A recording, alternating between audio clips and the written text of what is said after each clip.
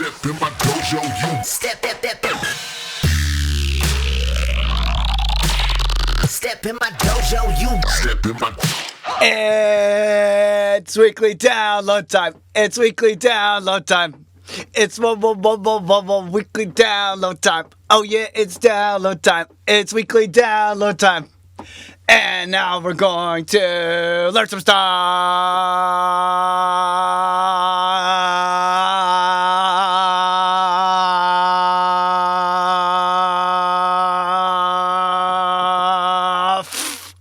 So I was thinking about all the different songs that I've done, and one of my favorite mixdowns is actually not that recent. It is for my track, the remix of Sankar's Lake by Clozee.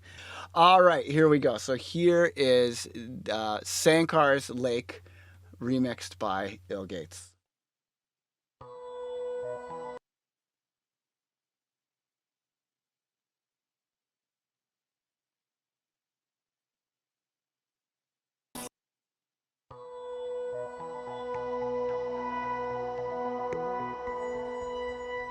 So, meditation gives you that space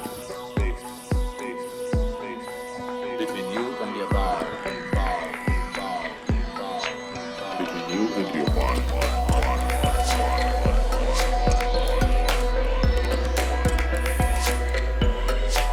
Between you and your body.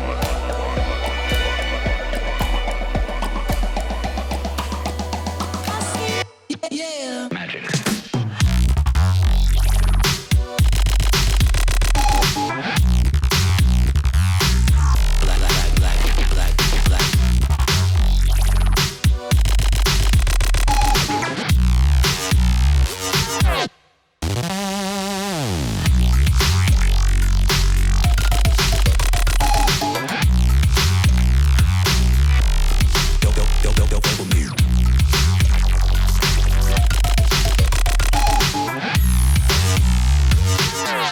Yeah. Like magic.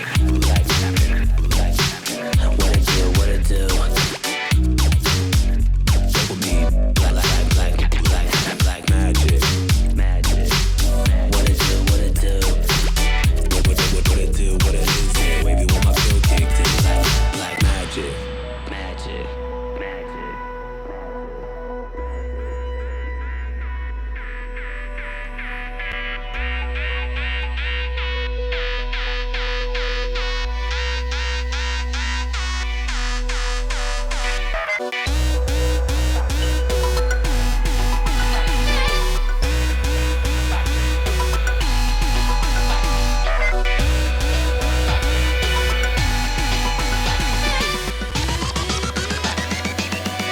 Yeah. Magic.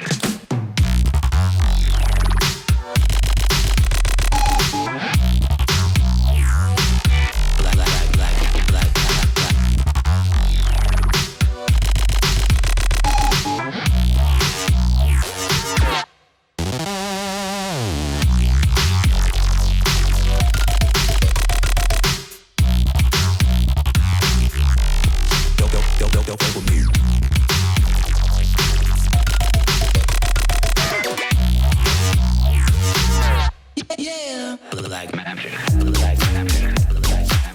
What it do? Dopamine. Like. Dopamine. What it do? What it do? What it is? Yeah, wavy when my feel kicked in. Like magic.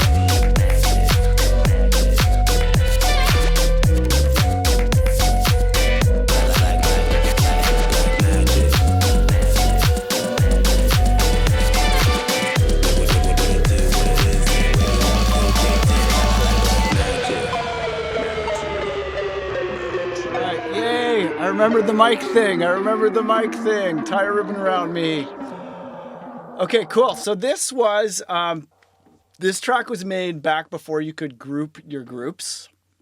So I was using the sends as groups here. So I have a bunch of different sends that were being grouped. So that I could, because some of these things, like for example, this vocal group has all of the vocals of my awesome friend Pat, who was nice enough to record vocals for me one day. Whereas the meditation vocals, I think they're Thich Nhat Hanh, but this was from a YouTube video. What's the purpose of meditation? So meditation gives you that space. Oh no, that's Osho. It's Osho. You can tell from the lisping.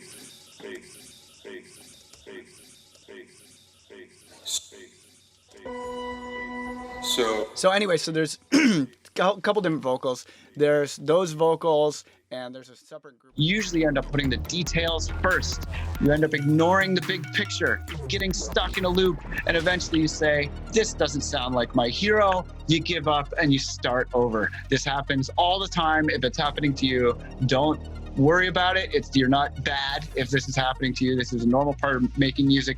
Every producer has to go through this stage. Understanding how these three forces, mixing, composition, and sound design, come together is absolutely vital to making your music sound loud and clear and well mixed.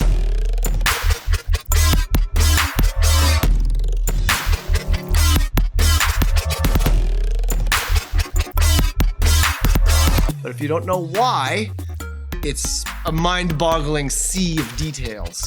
So if you want to know why to do what when you're composing the mix, you should check out my course, Composing the Mix. A couple different vocals. There's those vocals, and there's a separate group of vocals there that I wanted to group them for processing. And then there's these fun rave vocals here, which is like 1/28 of just little vocal bits.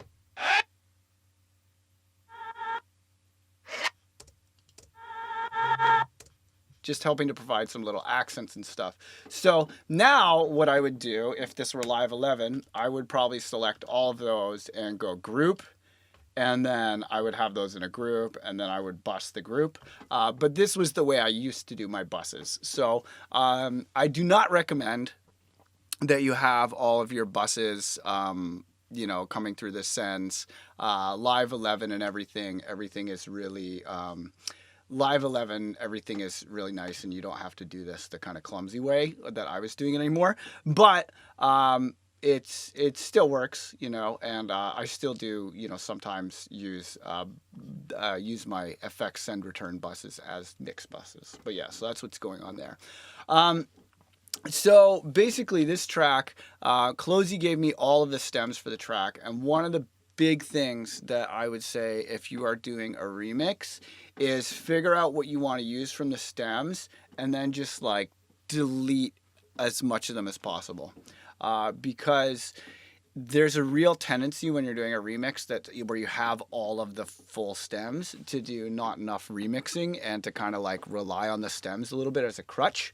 So I tried to only keep a few of the stems. So the stems that I kept were in the beginning. I really like to make the intros of my track recognizable as the track that I'm remixing. And if the intro is good enough, sometimes I'll use the intro almost verbatim so that it's like Schrodinger's remix, and you don't know what's what until it drops. So this stem, this sitar and violin stem,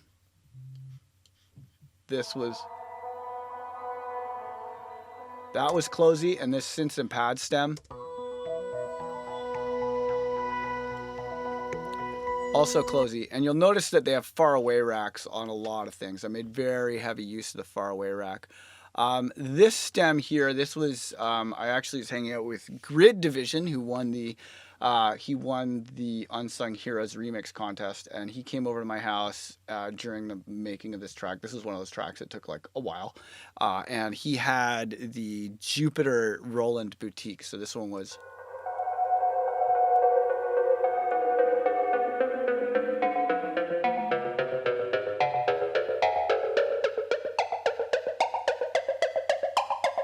Right, so that was new, but most of those stems in the intro, like most of the intro is hers, and then I reused the synth pads here in the breakdown. I also used this little sound effect. I thought was pretty. It had a lot of character in a short amount of time. So those types of sounds, I like to refer to those as color checkers, because they're like a really noticeable sound that fits, but it's like a little checkerboard sound. Like it just happens and then it's gone. You know, it's not like a sustained layer. So I'm always looking for color checkers when I'm working on tracks. So I think I used one of her risers. Yeah, this was. Yeah, those are some of her risers. They're pretty cool. But the really funny thing, and you would never guess this by listening to the original and then listening to mine, is I based my entire track, the stem that I decided to keep was her original sub bass. And I actually basically built the whole track around this sub bass stem, because I thought this bass line, this bass line here.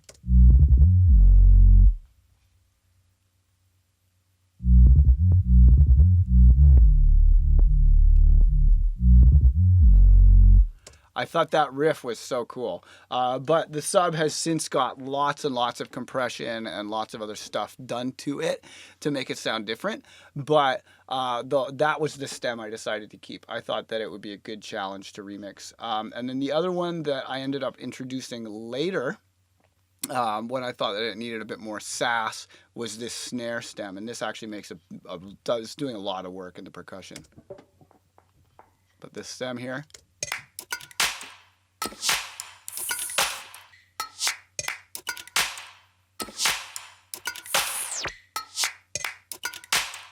Right, that's doing a lot of the work. Like without the beat, without that in the beat, it really makes a difference. Okay, so let's talk a little bit about leveling first. So, you know, all my groups, I've color coded them here, and they're all running into channels. Let's see, let's go to the drums one. Where's the drums? Let's go to the drums. Let's make it that same blue color. So you know what's what. These drop synths were coming from the bass group, I believe.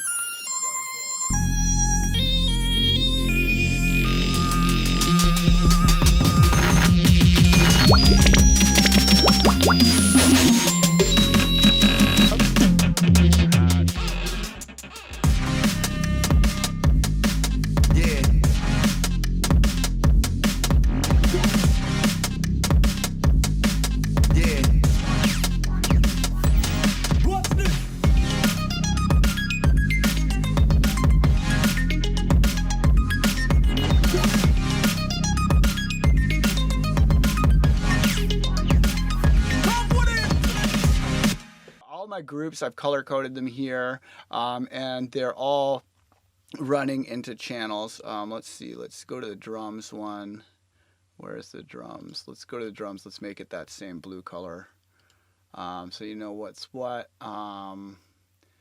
These drop synths were coming from the bass group, I believe. Subs were also from the bass group. And then the vocals, what color did I make the vocals? I think I made them white, so I'll make that white as well. Okay, there we go. Now the colors match a little bit. And then the reverb and delay here, I'll make those green because I didn't use green, and then I'll make that reverb green. Okay, cool. So now, now everything is like, you know, everything kind of, it makes sense. Oh, and then here I'll just go like this and apply there we go. Let's apply the colors. So now all the clips are colored. So there we go. So now we can see what we're doing a bit more. So that's kind of, you know, that's kind of the organization of things. I normally put my drums up at the top, and then bass, and then whatever the face of the track is. In this case, I thought the vocals were pretty important, and then melodies, and then usually my risers and stuff at the bottom, and then buses and everything are at the bottom. So let's check out our groups here and see kind of like where they're hitting in the drop. So I'm just going to loop the drop, the derp, let's loop the derp. All right, so I've got the derp looped, and I'll activate the loop here, and then we'll go over here. I'll make sure that we're no longer soloing the master. And then to do the final mix, I ended up bussing everything out. Like all of my buses went out to an SSL hardware mixer, because Ionize is a baller, so he has an SSL mixer at his house. So I put everything through the SSL mixer, but most of the work was done in Ableton. And you know, this mix down,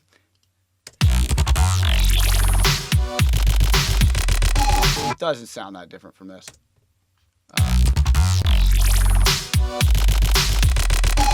Like that one sounds a little bit more boxed in, like there's a sense of openness here.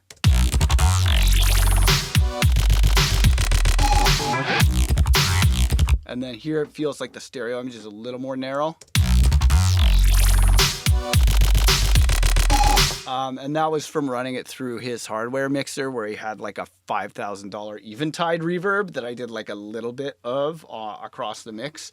And that's that kind of like hardware mixers are really good for getting a sense of separation between the channels because of the little idiosyncrasies between the channels in the mixer. And that's why a lot of people use summing boxes. So I was experimenting with that. It made a bit of a difference, but not enough of a difference that I bust my stuff out at home. It's just he had an SSL hardware mixer, and I was like, I gotta try this thing. Okay, so what I want you to notice first of all is you can see that this drum group here is coming in at minus 0.3. That's kind of like you know, it might as well be 0, but it's coming in at minus 0.3, and then you can see the drop synths and the subs, like they have limiters on them, right? And the subs too, there's actually there's not a limiter on the subs, but they're coming into these channels and they're being kept at minus 6.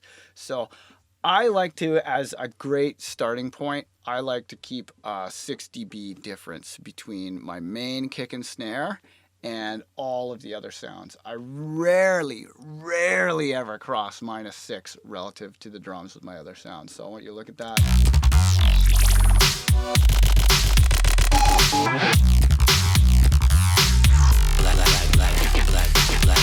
And like, look at how quiet those vocals are. And I could still hear those vocals real clearly in the mix.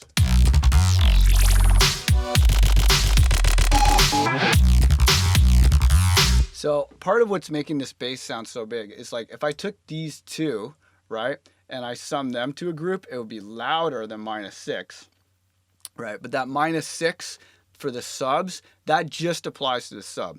If you go and you put in your top basses and your sub bass into the same group and you level that to minus 6, the power that is going to the mid-range basses and the high end, you have to take away from the power of the sub to give those other sounds power.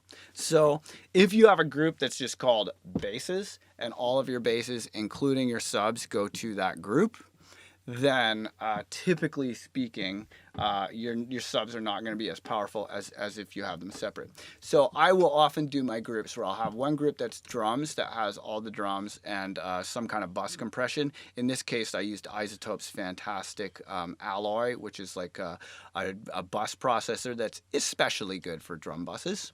I had it running into a little bit of EQ with, I noticed a kind of funky, a lot of drums have like a bad spot at 250.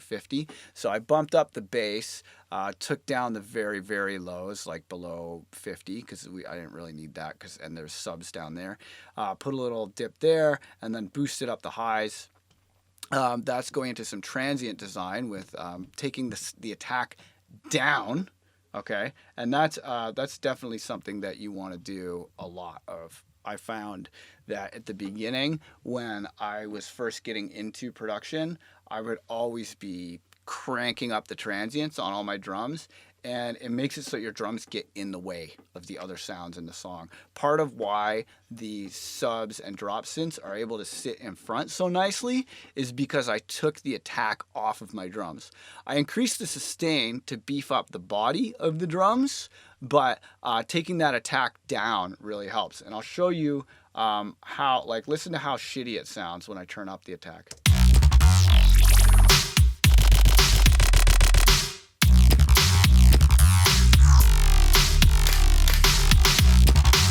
You see how those transients are right in front of the drums when I do that, but when I take them down like this,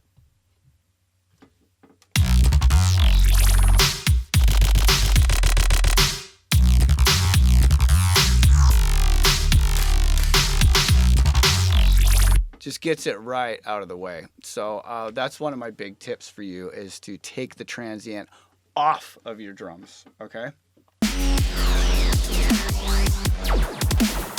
It's like that.